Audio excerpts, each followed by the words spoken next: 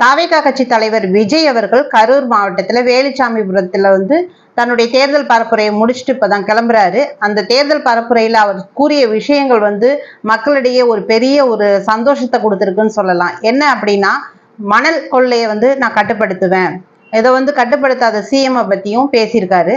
இந்த மணல் மாஃபியாவை கட்டுப்படுத்துவேன் அப்படின்றத உறுதியா சொல்லியிருக்காரு. அது ஒரு ரொம்ப பெரிய நல்ல விஷயம். ஏன்னா மணல் திருட்டுங்க, கனிம வள கொள்ளைங்கிறது கட்டுப்படுத்த வேண்டிய முக்கியமான விஷயம். இயற்கை வளத்தை சுரண்டி சாப்பிட்றத ஒரு முதலமைச்சர் கட்டுக்குள்ள எப்போதுமே கொண்டு வரணும். அதை அவர் உறுதியா சொல்லியிருக்காரு. அதை நம்புவோம். அடுத்தது ஒரு பஞ்சம்பட்டிங்கிற ஒரு தமிழ்நாட்டிலேயே 3வது பெரிய ஏரி, 1000 ஏக்கர் நிலப்பரப்புடைய ஒரு ஏரியை புனரமைக்கிறேன் அப்படின்னு சொல்லிட்டு ஆளுங்கட்சி இன்ன வரைக்கும் செய்யலை. அதை என்னாச்சு அப்படின்னு சொல்லிட்டு அதை நம்ம செய்வோம் அப்படின்னு சொல்லி உறுதி கொடுத்துருக்காரு. வரவேற்கப்பட வேண்டிய விஷயம்.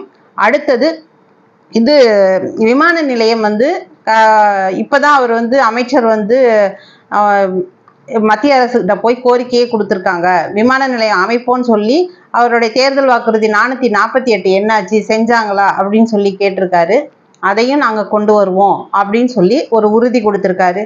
அது எல்லாத்துக்கும் மேலே கரூர்னாலே ஃபேமஸான செந்தில் பாலாஜி எக்ஸ் மந்திரியை பற்றி நல்லா பேசினார். பாட்டிலுக்கு 10 ரூபா அப்படின்னு சொல்லி பாட்டெல்லாம் பாடி நல்லா கலாய்ச்சி விட்டார். அப்போ சிஎம் முப்பெரும் விழா பண்ணதில் கரூர் செந்தில் பாலாஜியை எப்படியெல்லாம் பாராட்டினார். அதுக்கு முன்னாடி அவர் எதிர்கட்சியில் இருக்கும்போது, மாற்று கட்சியில் இருக்கும்போது எப்படியெல்லாம் வஞ்சி பேசினார் அப்படிங்கிறதெல்லாம் சொல்லி நல்லா கலாய்ச்சி விட்டுருக்காரு.